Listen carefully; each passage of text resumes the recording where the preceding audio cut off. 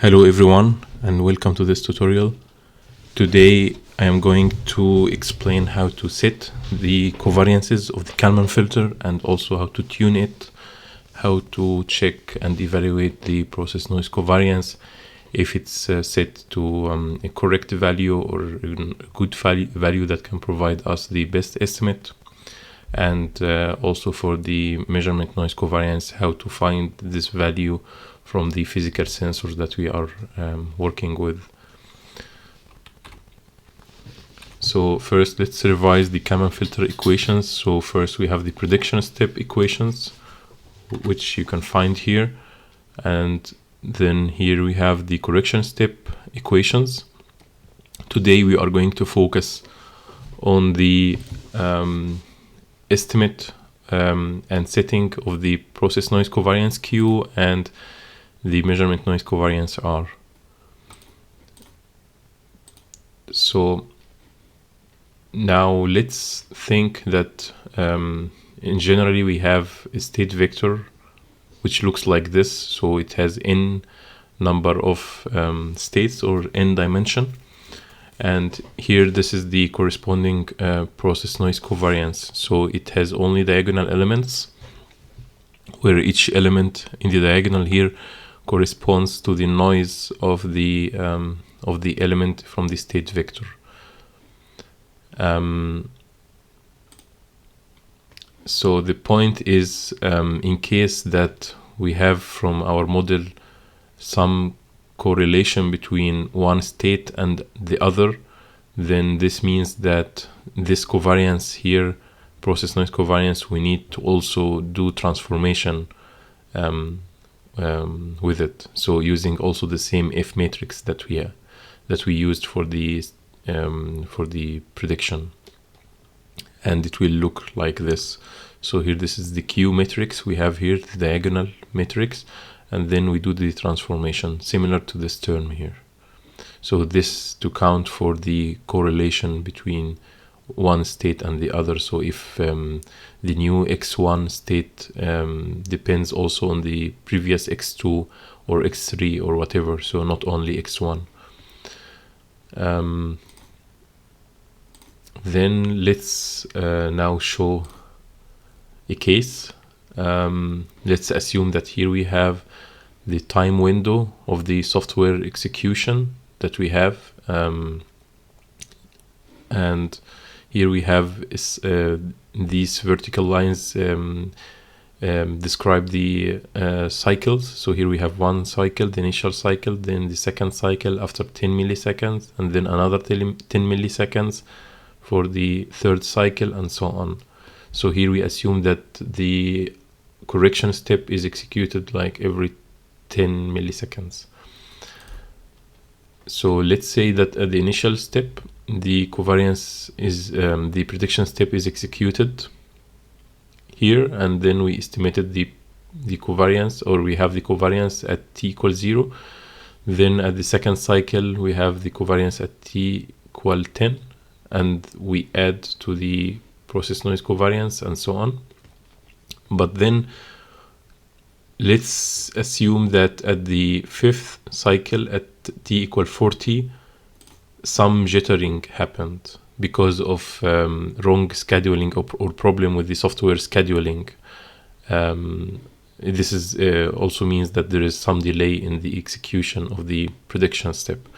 So then instead of the covariance added is at t equal 40, it will be t equal 43, and here this implies that we need to add more noise at this case.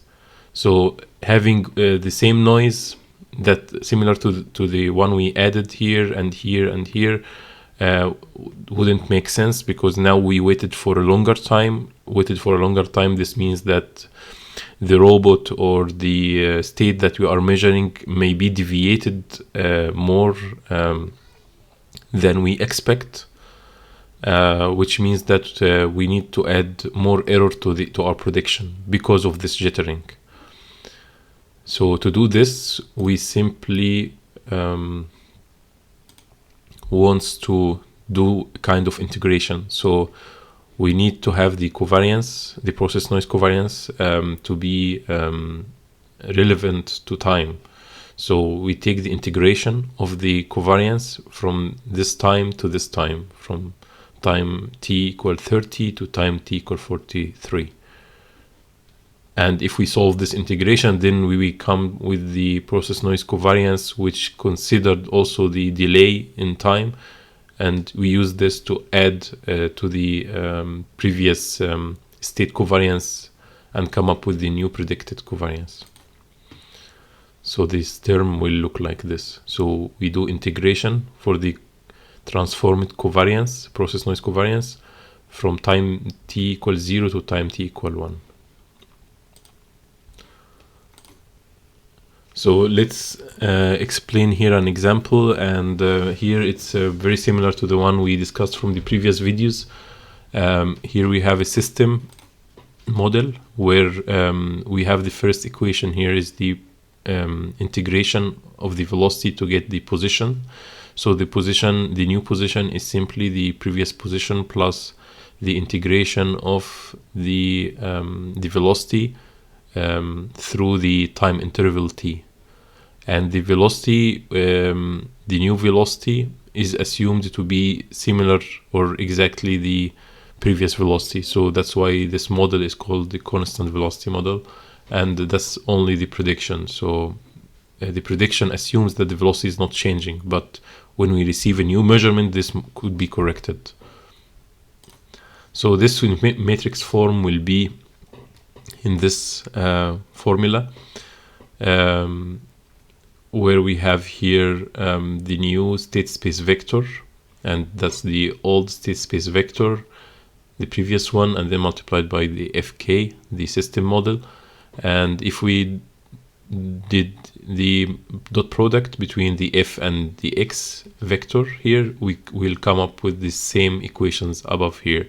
So here we multiply the rho by the coulomb, so 1 times p, it will be p, this term, and then plus t, the interval time t, multiplied by the v, which is this term, and so on. So here if we multiply this rho by this vector, 0 times p, no effect, then 1 times v, it will the same velocity from previous. And we assume that this is the actual process noise covariance, the one without any time consideration or any transformation. So the first element here is for the position. The second element is the amount of noise that we add for the velocity. And now we need to figure out the integration of this equation here, or this formula here. So now we substitute the F matrix that we showed in the previous slide and the Q matrix that we also showed, and then we do the calculation analytically. So you can do this offline, and then you will find this. So that's the result here. So that's the result of the multiplication of the F transpose. And then the next step is to do the integration. So we need to integrate this matrix, all these equations inside, with respect to t. So it will be here, this is q times 1, then it will be t. So we added here t. Then this will be, we will increase the power here, and then divide by the same number as the power. So it will be t power 3 divided by 3. And so on.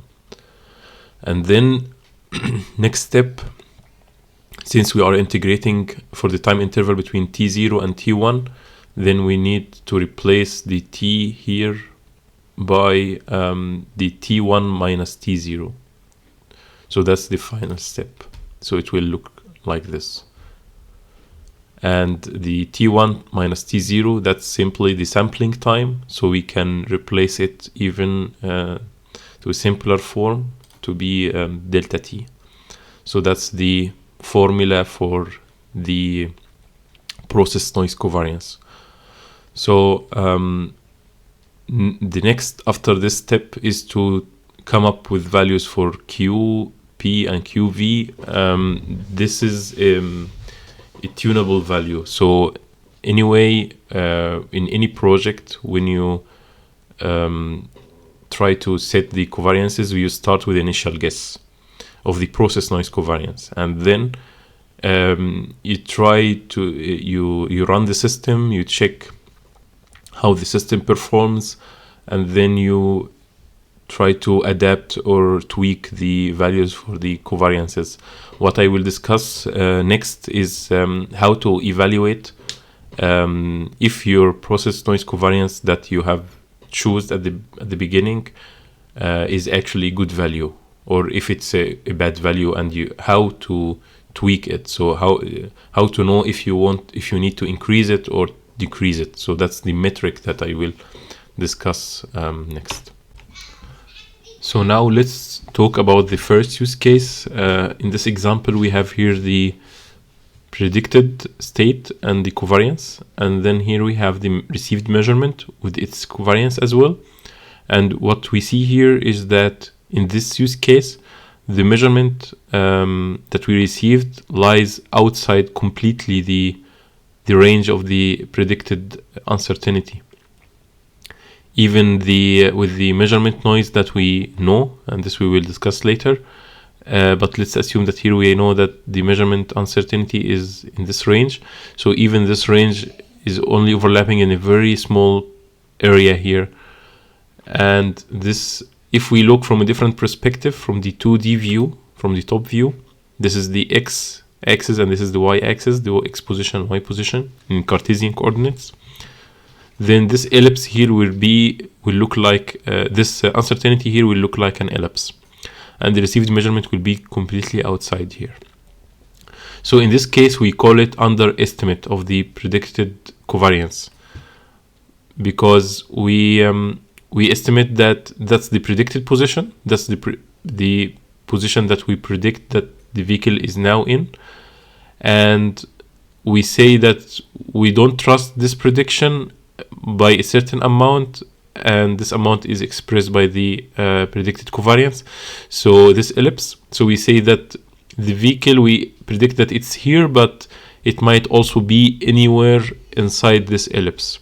But the actual measurement that we received says something different. So it says that the vehicle is actually somewhere in here. So it's completely outside the ellipse.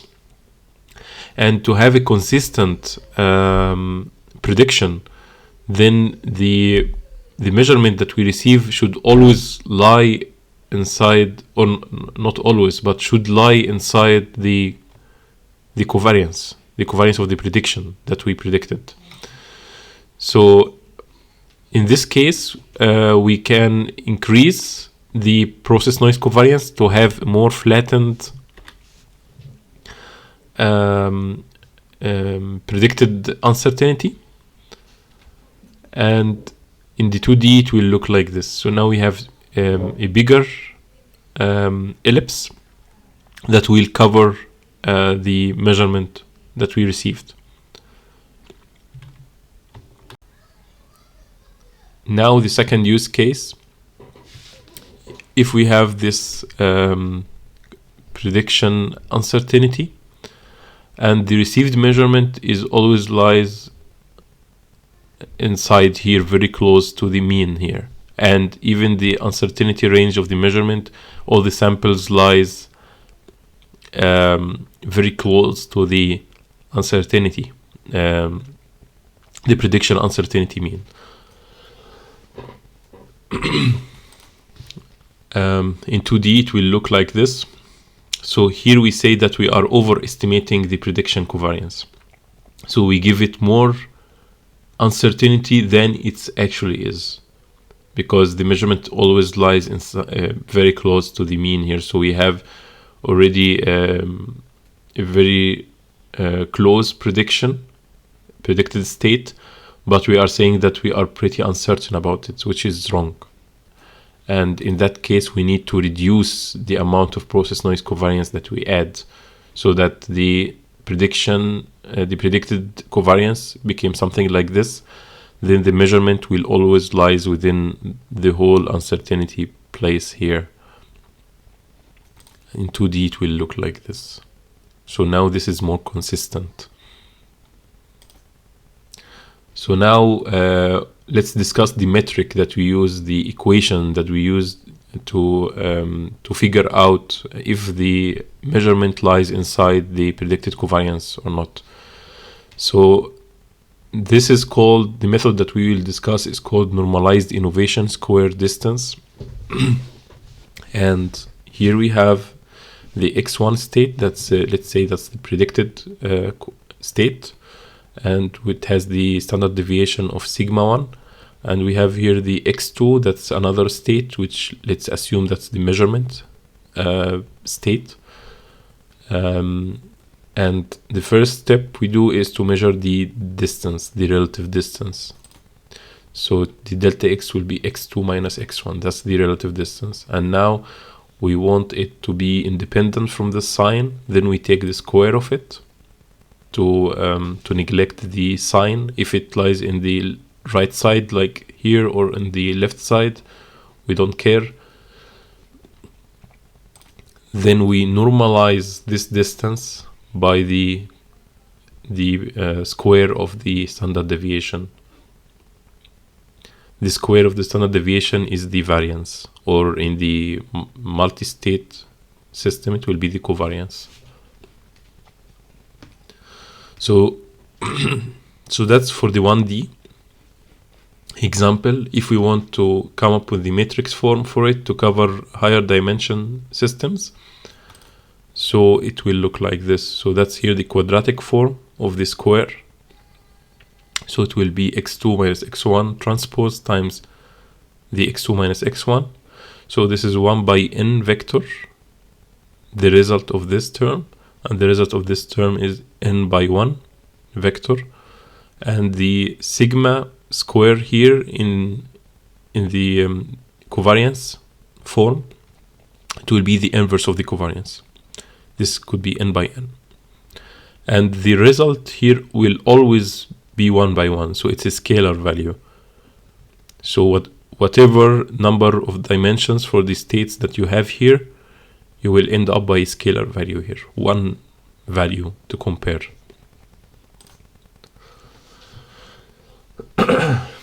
So here that's called the normalized innovation square distance, and if you take the square root of it, this is called Mahalanobis distance.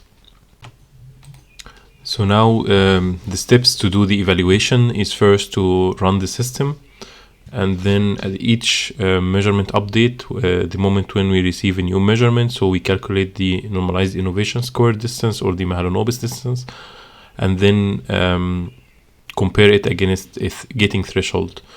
So if the distance that we calculated is more than this gating threshold, then this means that the measurement is outside the uncertainty range of the prediction. And if the distance is less than the threshold, then it will be the other way around. So it means that the measurement is lying inside the uncertainty range of the prediction. So now, how to find this gating threshold? To find this gating threshold, we use something called a chi-square distribution table. This is something that is already available online. So the table contains even more values than here, but now I will just focus for just a subset of these values. So the colon here, that's indicating the degrees of freedom. So here, if you have a system of 1 degree of freedom, so 1D, or 2D, if the state dimension is of 2, or you have 2 elements, and 3 if you have 3 elements in your state vector. And then here, these values. So let's take, for example, this one. So this one here means that 99.95% of the samples will lie inside the uncertainty range if you choose one of these values. So if you have a 1D system, so you pick up this value, and then this threshold will cover to you 99.95% of the samples that really lies inside the uncertainty range. And this is for the 2D, this is for the 3D. So let's So let's say that we need to check with an example that we have a system of two states, two elements in the state vector, like the one we just demonstrated, and we need to pick up a threshold that covers the 99.95% of the samples. So then this means that it will be the 5.99 gating threshold. So here we have the value, and then in this plot here, this graph, in the x-axis we have the measurement update cycles. So each measurement update cycle you set a value here, and on the y-axis we have the normalized innovation square, or the Mahalanobis distance that you calculate, and then you every time you have a measurement received, you calculate the normalized innovation square distance, and then you plot it here. So for the use case of a consistent process covariance, you will find something like this. So now only 5% of the samples will lie outside this threshold that you picked from the table, and the rest will be inside, and it will be something like here down in this area, and only few samples will be up outside. So this we call a consistent process noise covariance.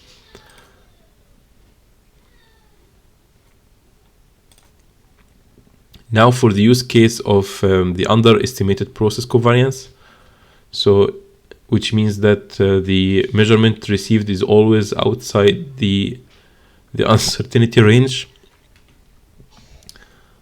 Then in this graph it will look like this.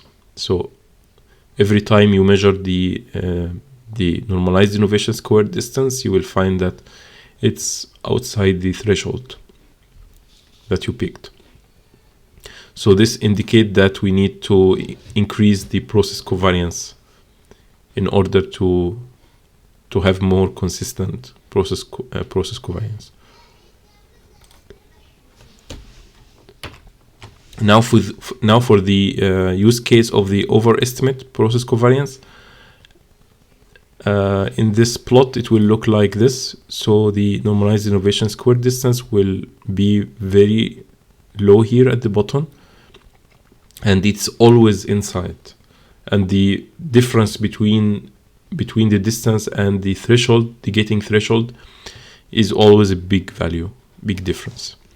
So this is indicating that the process covariance is overestimated, and the hint here is that we need to reduce the process covariance.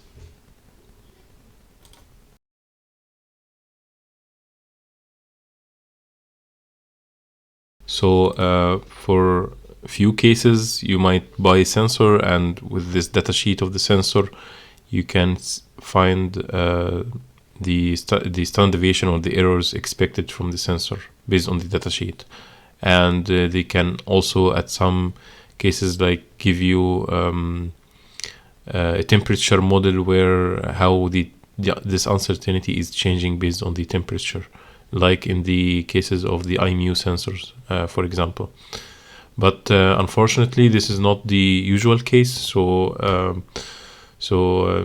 most of the time, you need to figure out this noise yourself from the physical sensor by gathering from the actual sensor some measurements in a statical controlled environment, and then compare it against the ground truth. And from these measurements, you calculate the covariance or the standard deviation of these measurements.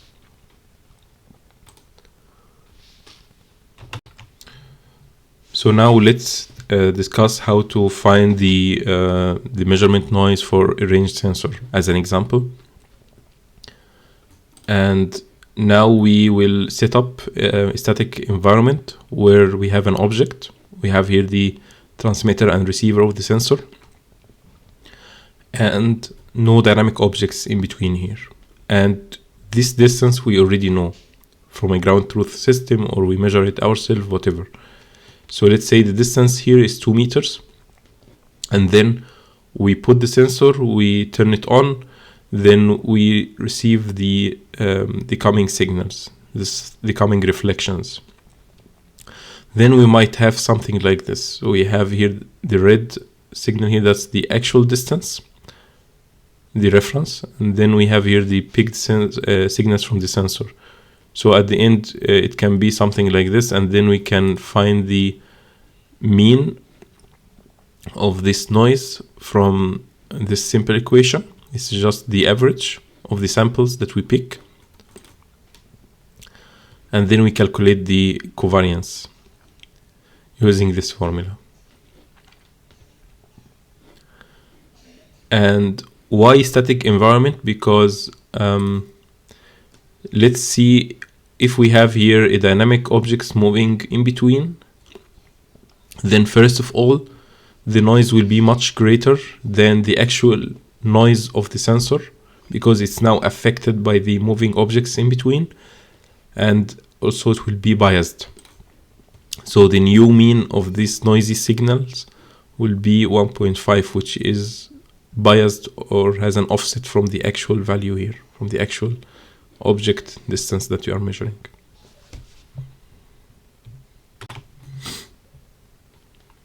Now let's assume that the reflections from the sensor or from the reflections from the objects that are in the environment are not the same. So the reflection intensity depends on the material of the objects moving in the environment or are in the environment. So this might have some impact on the standard deviation of the measurement. And here I'm going to explain a technique that you can use in this use case or in any other use case where you have a variable standard deviation based on some attribute in the environment around you. So let's say that the sensor, the range sensor you are using, is measuring the reflection intensity, like the LiDAR. And now in we will do the same offline tests like I showed in the previous slide, but we will do it with multiple objects. So we have objects with a certain material, and we will repeat the test again, but with another object with different material. And then at each test, we pick up, we calculate the standard deviation or the covariance, whatever. And then we come up with several values at several reflection intensity ranges. So here, this means that in this plot, we have 1, 2, 3, 4, 5. We did 5 tests with different range of reflection intensity. And the first technique is to do a lookup table and interpolation. So these values in the x-axis and the y-axis, we store in a table.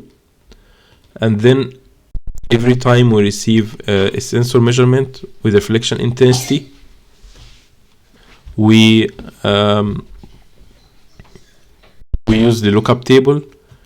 We find where exactly the range it lies in between. So if, let's say, we have received from the sensor reflection intensity at this place, then this means that the standard deviation lies somewhere between these two values. And in our case here, we do it's a linearized model, so we do interpolation between these 2 points, these 2 samples, using this formula. So here we substitute this by the value of the intensity we got from here, and then here we find out the standard deviation value. This is the first technique. The second technique is that we can fit a curve to these samples that we have here. So the curve here will be a cubic polynomial equation or approximation. It has these coefficients A, B, C, and D, and then every time you receive reflection intensity, then you substitute it instead of X.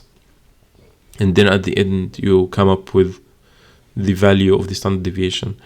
The advantage of having the cubic polynomial is that you store only 4 values here. But in case you have the lookup table, you will stay more parameters than just 4. So that's it for this tutorial. Don't forget to like and subscribe to the channel, and see you next time.